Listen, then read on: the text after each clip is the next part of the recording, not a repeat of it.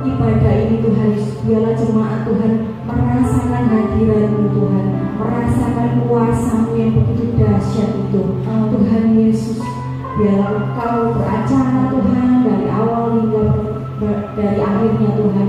Biarlah Engkau Roh Kudus-Mu menjamah setiap kami. Terima kasih Tuhan, di dalam nama Yesus. Haleluya.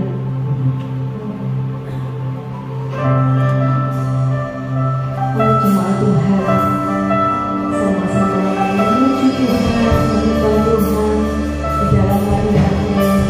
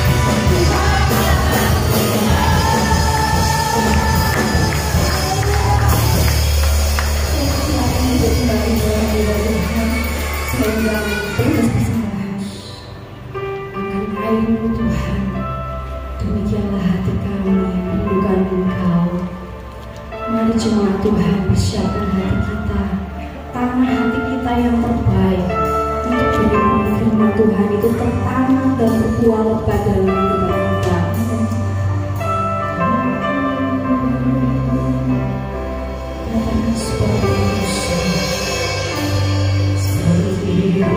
Saya harus hidup aliran sungai-Mu,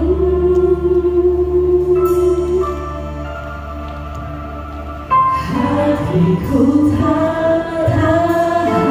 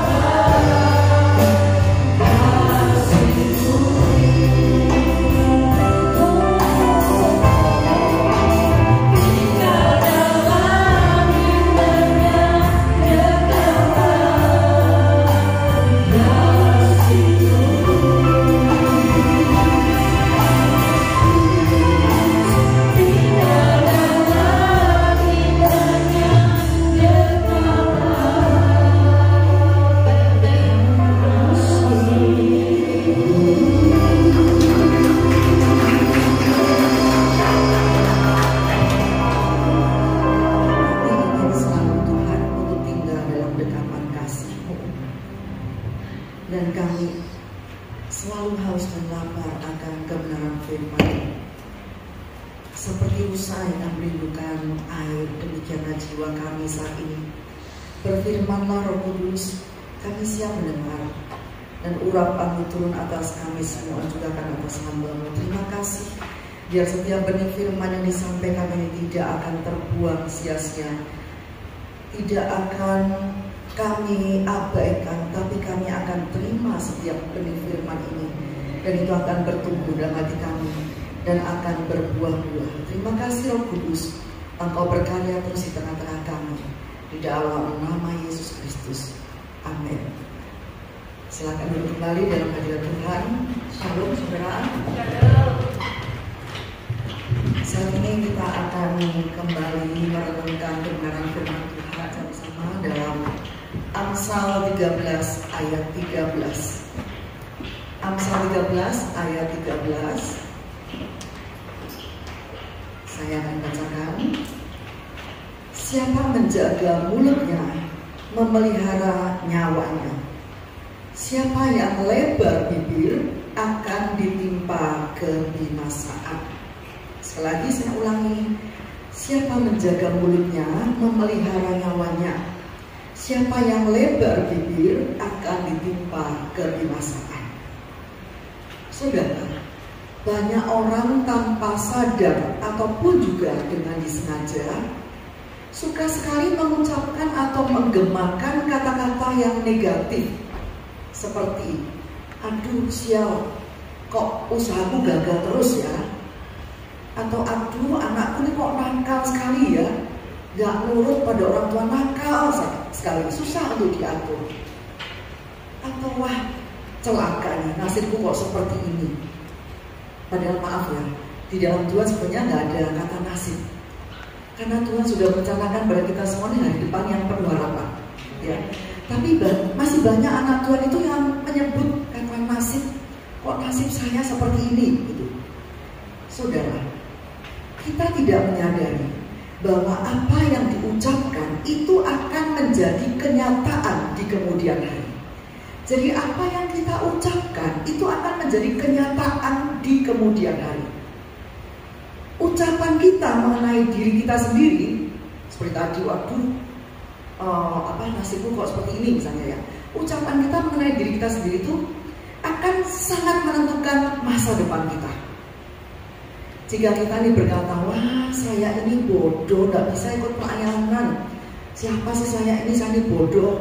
Atau wah saya ini sudah terlalu tua untuk ikut pelayanan, gak bisa. Atau saya sudah gak sanggup lagi melakukan hal ini. Nah jangan heran jika hal-hal itu yang kita ucapkan itu akan datang dalam hidup kita. Saudara, ucapan kita itu ibarat sebuah undangan, ya. Jadi ucapan kita, apa yang kita ucapkan itu ibarat sebuah undangan. Jadi apa yang ingin kita undang masuk dalam hidup kita? Kalau kita mengundang hal-hal yang negatif, ya kita akan mengalami hal yang negatif. Atau kita mengundang berkat Tuhan, mujizat. Semua itu sejauh apa yang kita ucapkan. Kalau saat ini kita katakan, wah tubuh saya sehat, saya adalah orang yang diberkati, saya adalah orang yang kuat walaupun usia boleh bertambah, tapi saya tetap kuat di dalam Tuhan. Maka kesehatan, berkat, kekuatan itu yang kita undang masuk dalam hidup kita. Jadi ucapkan apa yang kita kehendaki terjadi dalam hidup kita. Percaya atau tidak, sebelum seseorang mengalami keadaan menjadi tua, keriput, sakit-sakitan, itu pasti didahului dengan ucapannya yang mengatakan, wah kulit saya kok kelihatan kusam ya, wah saya kok kulit saya sudah gak kencang lagi ya, kok mulai keriputan ya, wah saya kok sudah gak kuat ngangkat yang berat lagi ya. Nah semua hal buruk yang kita ucapkan itu akan terjadi dalam hidup kita. Jadi semua hal buruk yang terjadi dalam hidup kita itu bukan terjadi begitu saja, tetapi itu didahului dengan ucapan-ucapan yang sering kali kita ucapkan. Jelas saudara ya. Jadi kita harus berhati-hati dengan ucapan kita, karena ketika kita mengucapkan, kita tuh sama dengan mengundang apa yang kita ucapkan itu. terjadi dalam hidup kita. Kita harus menyadari bahwa kata-kata kita itu memiliki kuasa. Kata-kata kita memiliki kuasa. Mari kita ucapkan bersama-sama ya. Kata-kata kita memiliki kuasa. Nah, kita harus sadar ini supaya kita berhati-hati dengan ucapan kita. Lidah kita ini akan menentukan apakah kita akan hidup dalam berkat yang sudah Tuhan sediakan dalam hidup kita, ataukah kita hidup dalam kutuk yang kita ciptakan sendiri. Jadi sebenarnya Tuhan gak pernah kok memberikan kutuk pada kita tuh. Tapi kalaupun kita hidup dalam kutuk, keadaan terkutuk, itu karena kita ciptakan sendiri kutuk itu dalam hidup kita. Tuhan selalu merencanakan yang terbaik untuk anak-anaknya. Dia selalu merencanakan berkat untuk anak-anaknya. Tetapi kalau kita mengalami hal-hal yang gak baik, misalnya kita mengalami sakit, terus-terusan hidupnya terkutuk, itu karena kita ciptakan sendiri dalam hidup kita. Loh, gimana kita ciptakan sendiri? Karena ucapan kita yang tidak kita kontrol. Kita selalu mengucapkan hal-hal yang negatif, dan itu yang terjadi dalam hidup kita. Penulis Amsal berkata, saudara, dalam Amsal 18 ayat 21, Amsal 18 ayat 21, hidup dan mati dikuasai oleh lidah. Ya, hidup dan mati dikuasai oleh lidah. Siapa suka menggemakannya akan memakan buahnya. Ingat ya, hidup dan mati itu dikuasai oleh lidah. Siapa suka menggemakannya, mengucapkannya, maka dia akan memakan buahnya. Sekarang apa yang kita gemakan? Hal-hal yang positif ataukah hal-hal yang negatif? Waduh, sial aku, aduh anakku nakal ini, waduh gak nurut sama orang tua. Apakah itu yang sering kali kita ucapkan? Ataukah kita mengucapkan kata-kata yang positif? Oh, saya selalu dalam keadaan sehat. Oh, Tuhan selalu berkati saya. Oh, toko saya ini selalu diberkati Tuhan, laris. Ataukah itu yang kita ucapkan? Ketika kita mengucapkan kata-kata yang positif, saudara, maka kita ini sedang menabur hal-hal yang positif. Ya, jadi kalau kita ini mengucapkan kata-kata yang positif, aku diberkati, contohnya, kita ini sedang menabur hal-hal yang positif. Nah, benih yang kita tabur ini akan bertumbuh, ya kan? Kalau saudara nabur benih, pasti benih itu akan bertumbuh. Amin. Benihnya akan bertumbuh. Nah, dia akan kita tuai pada waktunya nanti. Kalau kita katakan aku diberkati, ucapan kita ini kita tabur seperti benih yang tertabur ya. Dan nanti pada saatnya kita akan menuai berkat yang berkelimpahan dari Tuhan.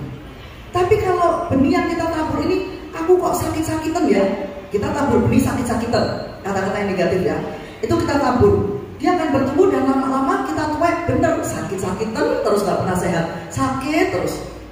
Jelas saudara. Jadi apa yang kita ucapkan itu bagaikan benih yang kita tabur. Sekarang kita mau menghendaki menabur yang positif atau yang negatif, itu tergantung dari ucapan kita. Kalau kita selalu mengatakan yang negatif, ya berarti benih itu yang kita tabur adalah benih yang negatif. Itu akan bertumbuh, nanti kita akan tuai hal yang negatif terus-menerus. Kalau kita berkata, oleh bilur-bilurnya aku sudah sembuh, itu kita seperti menabur benih yang positif. Oleh bilur-bilurnya aku akan sembuh. Ya, mungkin dokter berkata, oh nggak mungkin, ini penyakitmu sudah stadium akhir, nggak mungkin sembuh. Tapi kita tetap berkata, aku percaya oleh bilur-bilurnya aku sudah sembuh. Kita tabur benih itu terus kita tabur, dan pada saatnya kita akan menuai itu, yaitu kita sembuh. Banyak kesaksian yang menyatakan bahwa orang yang selalu mengucapkan, ini ketika seseorang sakit kanker, ya saudara, ada orang sakit kanker, dia selalu mengatakan oleh bilur-bilurnya aku sudah sembuh, oleh bilur-bilurnya aku sudah sembuh. Pada dokter katakan tinggal 3 bulan usianya. Tapi dia percaya bahwa dalam ucapan itu ada kuasa. Dia ucapkan oleh bilur-bilurnya aku sudah sembuh, bukan akan sembuh. Oleh bilur-bilurnya aku sudah sembuh, oleh bilur-bilurnya aku sudah sembuh. Terus dia ucapkan, ya. 3 bulan berlalu dia nggak meninggal, tapi badannya semakin sehat. Terus dia ucapkan oleh bilur-bilurnya aku sudah sembuh. Sehari itu nggak tahu dia mengucapkan 30-40 kali sampai 50 kali. Dia ucapkan terus kata-kata. Dia sama dengan menabur benih kan saudara. Nah, pada saatnya dia menuai tahun sudah dia selalu mengucapkan itu, dan dia kembali ke dokternya. Dokternya bingung, loh ibu ini kan yang dulu saya katakan tinggal 3 bulan usianya. Iya dok, betul. Terus setelah dari saya, ibu ke dokter mana? Saya ke dokter Yesus dok. Saya selalu ucapkan oleh bilur-bilurnya saya sudah sembuh, oleh bilur-bilurnya saya sudah sembuh. Oke, saya periksa sekarang ya bu ya, diperiksa. Dan tidak ada satu sel kanker pun dalam tubuhnya. Dia dinyatakan sembuh total. Dia nggak kemana-mana. Setelah dia dipanggil dokter tinggal 3 bulan usianya, dia nggak ke dokter manapun juga. Dia hanya mengucapkan kata-kata iman. Oleh bilur-bilurnya aku sudah sembuh. Oleh bilur-bilurnya aku sudah sembuh. Ya, dia ucapkan terus tiap hari. Dan selama 1 tahun dia kembali ke dokternya. Dokter memeriksa dengan teliti, diperiksa semuanya, dan dokter menyatakan sembuh total. Tidak ada lagi sel kanker dalam tubuhnya. Akibat dari apa yang kita ucapkan. Sebab itu hati-hati dengan ucapan kita. Karena ketika kita mengucapkan sesuatu itu kita sama dengan menabur benih. Kalau yang kita tabur benih yang negatif, misalnya loh saudara ya, ibu ini tadi yang sakit kanker dan divonis tinggal 3 bulan, mati aku, gak ada harapan, mati aku, gak sampai 3 bulan, 1 bulan mungkin ibu itu akan mati. Karena dia selalu mengucapkan mati aku, dokter sudah mengatakan gak ada harapan, mati aku. Mungkin 1 bulan dia akan mati. Tetapi beda dengan ibu ini, dia punya iman, dia percaya bahwa apa yang kita ucapkan itu akan terjadi. Dan dia selalu ucapkan firman Tuhan, oleh bilur-bilurnya aku sudah sembuh, oleh bilur-bilurnya aku sudah sembuh. Selama 1 tahun dia kembali ke dokternya, dokter menyatakan sembuh total. Tidak ada lagi sel kanker dalam tubuhnya. Nah saudara, begitu juga mungkin kalau kita katakan anak kita akan berhasil. Anak kita akan berhasil, mungkin kelihatannya kok nilainya kurang ya. Kok nilainya katanya kurang ya. Tapi kita selalu mengucapkan yang positif, anakku pasti berhasil. Anakku diberkati Tuhan, anakku cerdas, anakku pandai, selalu berhasil. Kita menabur kata-kata itu kan saudara, kita tabur benih itu. Dan nanti saudara akan lihat apa yang saudara tabur itu benar-benar saudara tuai. Anak saudara pasti berhasil. Anak saudara menjadi anak yang cerdas, anak yang pandai, anak yang diberkati Tuhan. Nah saudara, ini menandakan bahwa apa yang kita ucapkan atau perkatakan itu akan berdampak dalam hidup kita. Ya, terus itu hati-hati dengan perkataan kita. Karena perkataan kita itu sangat penting, maka kita perlu memastikan bahwa apa yang kita ucapkan itu sesuai dengan firman Tuhan atau enggak. Ya saudara, memperkatakan firman Tuhan itu adalah cara yang sangat baik untuk membangun iman kita. Seperti tadi yang ibu sakit kanker tadi, dia selalu memperkatakan firman Tuhan, dan itu sangat baik untuk membangun imannya. Sebagai orang percaya saudara, setiap kita ini memiliki kuasa atas kehidupan atau kematian, kemenangan atau kekalahan, berkat atau kutuk, melalui perkataan kita setiap hari. Nah sekarang mari kita perhatikan apa yang senantiasa kita ucapkan atau gemakan itu akan sangat menentukan masa depan kita. Saya ulangi, apa yang seringkali kita ucapkan atau gemakan itu artinya diucapkan sebenarnya, itu akan sangat menentukan masa depan kita. Alkitab mengatakan dalam Roma 10 ayat 8, Roma 10 ayat 8 dikatakan, firman itu dekat kepadamu, yakni di dalam mulutmu dan di dalam hatimu. Itulah firman iman yang kami beritakan. Firman itu sangat dekat dengan kita, itu ada di dalam mulut kita, ada di dalam hati kita. Untuk apa firman itu? Untuk diucapkan, ya, untuk diucapkan. Jadi firman itu untuk diucapkan. Iman dan kuasa itu adalah 2 hal yang tidak terpisahkan, ya. Iman dan kuasa itu 2 hal yang tidak terpisahkan, yaitu kedua-duanya ada dalam firman Tuhan. Jadi iman dan kuasa, saya ulangi ya, kedua-duanya ini adalah hal yang tidak terpisahkan, dan kedua-duanya ini ada dalam firman Tuhan. Di mana firman Tuhan tadi? Firman Tuhan itu ada di dalam untuk kita ucapkan. Jadi firman bukan untuk kita diamkan di dalam mulut kita. Nanti lama-lama mulut kita penuh dengan firman, gak pernah diucapkan. Firman itu untuk diucapkan.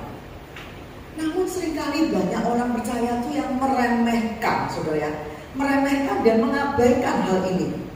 Padahal bila kita tuh dengan setia mengucapkan firman itu, maka firman itu akan menjadi kenyataan. Kalau kita terus menerus mengucapkan firman, misalnya dalam Filipi 4 ayat 19, Allahku akan memenuhi segala kebutuhanku menurut kekayaan dan kemuliaannya dalam Kristus Yesus. Kalau kita ucapkan itu terus-menerus, maka itu akan menjadi kenyataan dalam hidup kita. Kita akan menjadi orang-orang yang diberkati oleh Tuhan. Tapi kalau kita selalu ngomel, menggerutu, aku kok selalu kurang ya, kok selalu dalam keadaan ini, ya jadi seperti ucapan kita, saudara. Kita akan selalu hidup berkekurangan. Namun sebaliknya kalau kita ucapkan Allahku memenuhi segala kebutuhanku menurut kekayaannya. Loh, kekayaan Tuhan itu gimana? Loh, dia memiliki alam semesta ini, saudara. Dia pemilik alam semesta ini, berarti dia tuh maha kaya raya. Amin. Bapa kita di surga tuh maha kaya raya. Kalau kita ucapkan bahwa Allahku akan memenuhi segala keperluanku menurut kekayaan dan kemuliaannya, terus kita ucapkan, maka dia akan memberkati kita berkelimpahan.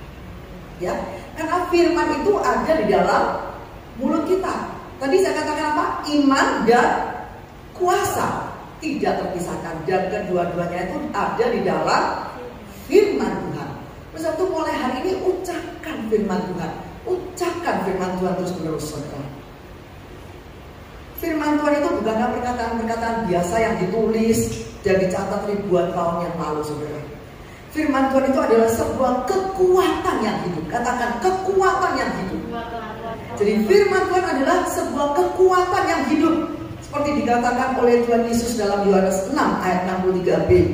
Yohanes 6 ayat 63b dikatakan, perkataan-perkataan yang ku katakan kepadamu adalah roh dan hidup. Jadi firman Tuhan ini adalah firman yang hidup. Amin. Firman yang hidup. Kalau kita ucapkan firman Tuhan terus-menerus kita ucapkan, itu akan menjadi kenyataan dalam hidup kita. Sekarang saudara mau mengucapkan kata-kata negatif atau yang positif sekarang? Kalau tahu bahwa firman Tuhan itu firman yang hidup, punya kekuatan. Mau tetap mengatakan, aduh tokoku kok sepi ya, waduh. Terus mungkin ada orang lewat, iya memang sekarang ini semua sepi. Oh ya bener toh, sepi toh. Nah kita seolah-olah kayak mengaminkan, ya bener toh, sepi toh. Nah iya makanya tokoku ya sepi. Nah benar saudara ucapan ini? Betul? Tidak. Kita harus melawan arus. Kalau orang-orang lewat, iya semua sepi sekarang, kita katakan tidak, tokoku diberkati oleh Tuhan. Karena itu janji Tuhan. Tuhan selalu memberkati anak-anaknya. Tuhan merencanakan hari depan yang penuh harapan bagi anak-anaknya. Ya, kita ucapkan tokoku diberkati oleh Tuhan. Kalau kamu mau ngomong sepi ya silakan, itu hakmu ngomong sepi. Tapi aku enggak. Tokoku diberkati oleh Tuhan. Usahaku diberkati oleh Tuhan. Ucapkan kata-kata iman. Ucapkan kata-kata yang positif, saudara. Kalau kita senantiasa mengucapkan firman iman, maka kita akan menuai hal-hal yang positif sesuai dengan apa yang kita ucapkan. Sebaliknya kalau kita tidak bisa menahan mulut kita untuk memperkatakan hal-hal yang negatif, maka kita akan mengalami kerugian yang besar. Dikatakan siapa yang lebar bibir akan ditimpa kebinasaan. Nah, dalam menangani iman Israel yang tegar tengkuk, saudara, selalu mengeluh, mengomel, bersungut-sungut, dan tidak mau taat pada firman Tuhan, maka Musa bersikap tegas. Dalam Ulangan 30 ayat 14-15, Ulangan 30 ayat 14-15 dikatakan, tetapi firman ini sangat dekat kepadamu, yakni di dalam mulutmu dan di dalam hatimu untuk dilakukan. Ingatlah, aku menghadapkan kepadamu pada hari ini kehidupan dan keberuntungan, kematian dan kecelakaan. Mana yang mau saudara pilih?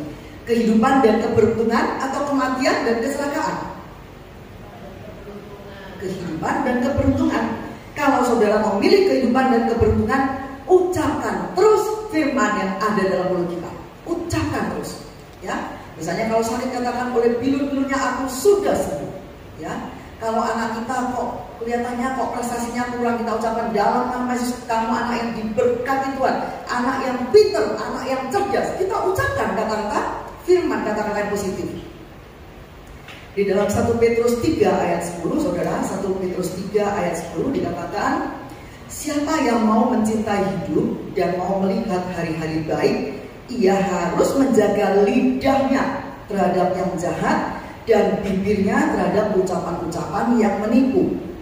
Ayat ini berkata, kalau kita ini mau melihat masa depan yang luar biasa, di mana semua dalam keadaan baik, sehat, diberkati Tuhan, maka kita harus menjaga lidah kita. Kita harus menjaga ucapan kita. Yeremia 29 ayat 11, ada yang hafal saudara?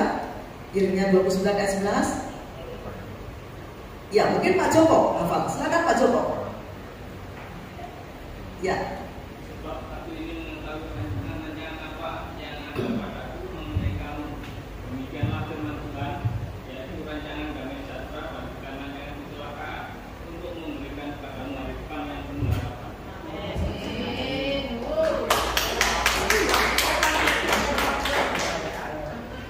Ya, memang ayat ini harus kita hafalkan ya. Yeremia 29 ayat 11. Sebab aku ini memiliki rancangan-rancangan, yaitu hari depan yang penuh harapan dan bukan rancangan kecelakaan, untuk memberikan padamu hari depan yang penuh harapan. Allah merencanakan bagi kita adalah hari depan yang penuh harapan. Betul, Allah selalu merencanakan hari depan yang penuh harapan. Tetapi salah satu hal yang bisa menghambat, ya, yang bisa menghambat penggenapan janji Tuhan adalah ucapan kita yang selalu mengucapkan hal-hal yang negatif. Untuk itu kita perlu penguasaan, ya. Perlu penguasaan diri. Ketika kita menghadapi anak yang menjegalkan, yang semaunya sendiri, ya, yang maunya kalau kita memiliki anak jegalkan apa saudara? Kita mau memaki-maki, ya. Mungkin kita marahi, oh memang kamu anak yang goblok, anak yang nakal, anak yang jerky dan sebagainya, ya. Kita harus bisa menyangkal diri, menguasai diri, ya. Jangan. Kalau anak kita nakal, jangan ucapkan kata-kata yang sesuai dengan kejadian kita. Oh memang kamu anak goblok, kamu anak nakal. Jangan. Kita harus bisa menguasai diri, ya. Nah di sini penguasaan diri ini sangat pegang peranan. Sebab kalau kita nggak bisa menguasai diri, kita pasti akan nyeplos langsung, nggak? Oh kamu anak nakal dan sebagainya. Nah di sini penguasaan diri ini pegang peranan. Ketika kita ini bisa menguasai diri, maka kata-kata kita tadi yang tadinya mau kita luapkan kata-kata yang penuh emosi dan kata-kata negatif, maka akhirnya kita ganti dengan kata-kata yang kamu anak yang baik, ya, kamu anak yang takut akan Tuhan, kamu anak yang pandai, kamu anak yang diberkati Tuhan. Amin. Kita harus bisa menguasai diri, jangan meluapkan kata-kata negatif seperti saat kita lagi emosi, tapi kita harus bisa menguasai diri. Kita mengucapkan kata-kata yang, oh kamu anak yang diberkati Tuhan, anak yang baik, anak yang takut akan Tuhan, anak yang menghormati orang tua, anak yang bisa dididik, anak yang menurut pada orang tua. Kita ucapkan kata-kata yang baik. Sebab kalau kita ucapkan kata-kata yang baik, itu seperti kita menabur benih, dan benih itu akan tumbuh. Kita akan menuainya nanti, ya. Nah penguasaan diri ini merupakan satu dari 9 buah roh, saudara. Penguasaan diri ini sangat dipengaruhi oleh dua roh yang lainnya, seperti kasih, kesabaran, kelembutan, ya, dan kebaikan. Penguasaan diri adalah kekuatan yang ada dalam diri kita. Nah, siapa yang bisa mengendalikan penguasaan diri? Yaitu hanya Roh Kudus. Agar kita bisa hidup menguasai diri, maka kita harus hidup oleh Roh. Artinya hidup kita ini harus dipimpin oleh Roh Kudus. Dengan kata lain, mintalah Roh Kudus setiap hari untuk memimpin hidup kita, memenuhi hidup kita, memimpin hidup kita, mengendalikan hidup kita. Kalau Roh Kudus yang memimpin hidup kita, mengendalikan hidup kita, maka misalnya suatu saat anak kita ini menjegalkan kita, ya. Kita mau emosi kan, mau mengatakan anak go, sudah go gitu, ya. Terus kita ingat firman Tuhan, enggak boleh kan, saya harus selalu memberkati anak saya. Terima kasih Roh Kudus, terima kasih. Kamu anak yang pintar, kamu anak yang diberkati Tuhan. Gak jadi goblok, tapi kok dalam nama Yesus, gak, kamu anak yang pintar, anak yang diberkati Tuhan. Amin. Itu butuh penguasaan diri, karena kalau orang lagi emosi, betul gak saudara? Orang kalau lagi emosi, kalau sudah kalah, itu biasanya kata-kata yang keluar itu sudah bisa diatur lagi, gak bisa dikendalikan lagi, betul gak? Kata-kata kotor, kata-kata makian, kata-kata kasar kita butuh penguasaan diri. Dan siapa yang bisa menolong kita dalam menguasai diri? Yaitu Roh Kudus. Setiap hari undang Roh Kudus untuk masuk dalam hidup kita, memenuhi hidup kita, menguasai hidup kita, mengendalikan hidup kita, sehingga kita tidak dikuasai oleh emosi kita. Ya, kalau kita lagi emosi, kita ambil nafas dulu. Ambil nafas dalam-dalam, kita keluarkan pelan-pelan. Lalu kita katakan, misalnya kita punya ART ya,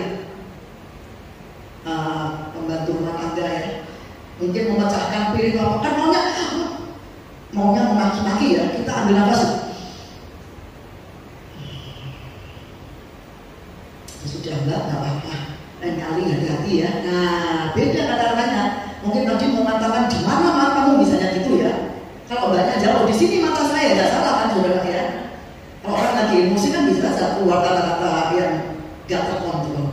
Tapi setelah kita minta Roh Kudus mengendalikan kita katakan, ya sudah mbak, nggak apa-apa, lain kali hati-hati ya, jangan sampai pecah lagi. Nah, itu saudara. Mengapa penguasaan diri itu penting? Karena justru ketika hati kita dijengkel dengan situasi di sekitar kita, maka kata-kata negatif yang spontan akan keluar dari mulut kita. Itu sebabnya perlu Roh Kudus menguasai hidup kita, mengendalikan hidup kita. Ketika Roh Kudus mengendalikan hidup kita, kita bisa menguasai diri, kita bisa mengontrol ucapan kita, sehingga ucapan yang tadinya yang seringkali kata-kata sembrono yang keluar, sekarang bukan lagi kata-kata yang sembrono, tapi kata-kata firman yang keluar dari mulut kita ya. Firman Tuhan yang sudah ada di mulut kita nih, yang kita ucapkan setiap pagi. Kita memberkati anak-anak kita memberkati istri kita, suami kita berkati semua ya. Gak ada lagi yang menjengkelkan, kita selalu mengucapkan hal yang positif, yaitu sesuai dengan firman Tuhan.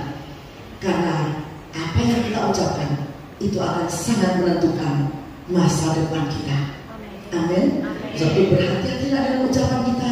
Jangan lagi kita sembrono dengan ucapan kita, tapi ucapkan firman Tuhan. Ucapkan firman Tuhan.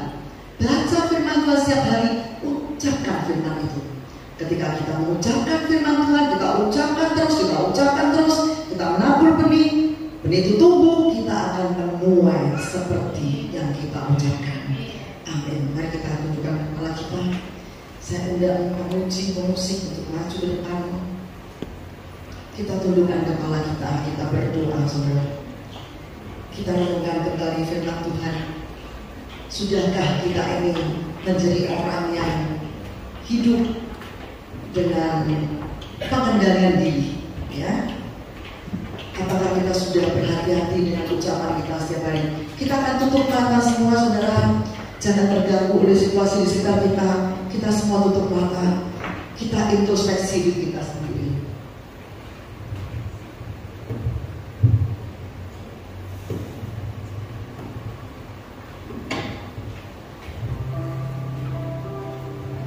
Kita renungkan kembali hidup kita. Apakah kita sudah berhati-hati dengan ucapan kita?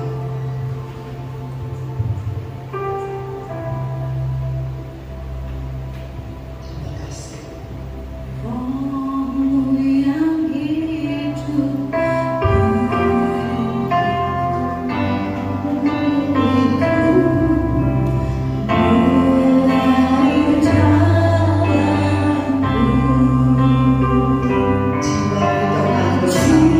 Jiwaku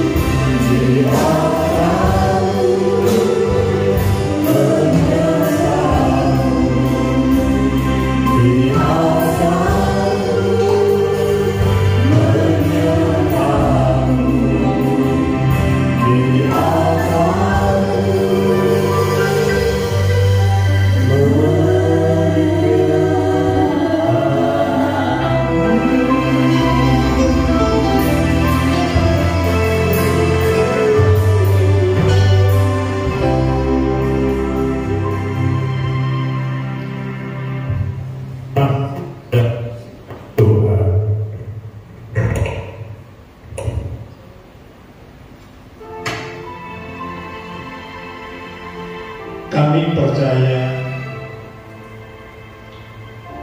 firman yang disampaikan hamba-Nya itu bukan kebetulan.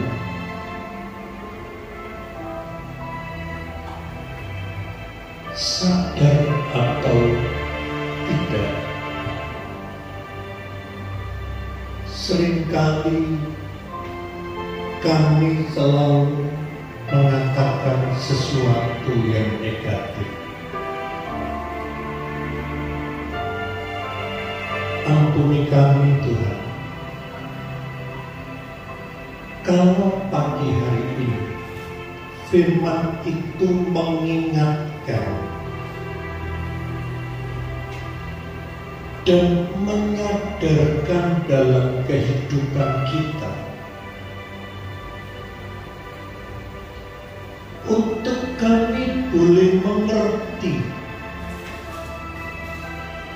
apa yang Tuhan inginkan dalam hidup kami sebagai orang yang percaya kepada Tuhan. Mulai hari ini Tuhan, kami mau mengubah tutur kata kami. Mulai saat ini Tuhan, kami mau mengucapkan kata-kata positif. Kami mau menggemakan firman Tuhan setiap saat. Dan pagi ini Tuhan, kami merasakan Engkau ada di tempat ini. Sekalipun hamba-Mu berhenti berbicara, tetapi Roh Kudus, Engkau akan terus bekerja. Ajarkan kami untuk selalu bisa mengendalikan kata-kata kami. Ampuni kami Tuhan, seringkali kami tidak mampu mengontrol kata-kata kami. Ampuni kami Tuhan, seringkali kami selalu mengucapkan kata-kata yang negatif.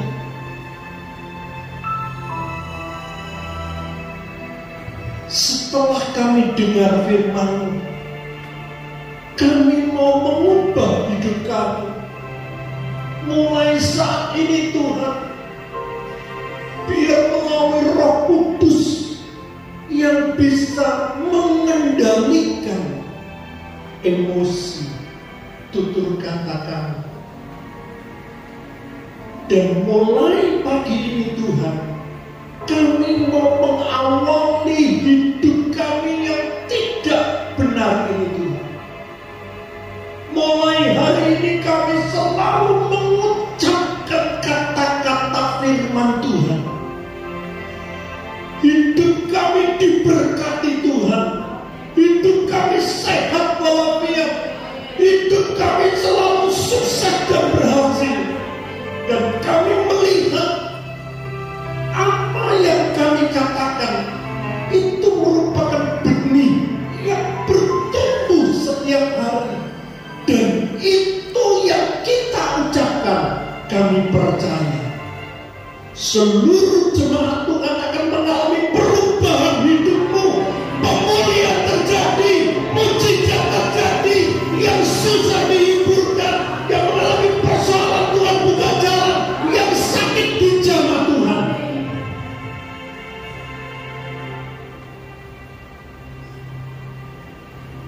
Terima kasih Kudus. Berkaryalah Engkau dalam hidup kami. Saat seperti ini Tuhan, adalah saat di mana kami mau melangkah, mau melakukan kebenaran-kebenaran firman-Mu. Sehingga masa depan kami bukan ditentukan keadaan yang kami lihat dengan kasat mata kami. Masa depan kami ditentukan dari tutur kata kami. Kalau saat ini kami mengubah tutur kata kami dan kami percaya di dalam nama Yesus, segala persoalan kami sudah diselesaikan Tuhan. Maka itu yang akan terjadi dalam hidup. Bapak Ibu jemaat Tuhan yang terkasih, ucapkan kata-kata yang baik, pikirkan sesuatu yang baik. Apa yang terjadi dalam hidup kita? Seringkali kita selalu berpikir kenyataan yang kami hadapi, penderitaan, kesulitan, tantangan dan persoalan yang ada di depan mata kita. Tetapi ketika kami dengar firman Tuhan, kami tidak melihat kenyataan dengan kasat mata kami, tapi kami melihat dengan mata rohani kami yang berkata kami diberkati Tuhan, yang berkata kami berhasil, yang berbicara hidupku diubahkan oleh Tuhan. Itu yang terjadi dalam hidup kami. Dalam nama Tuhan Yesus, kami alaskan doa dan permohonan kami. Haleluya.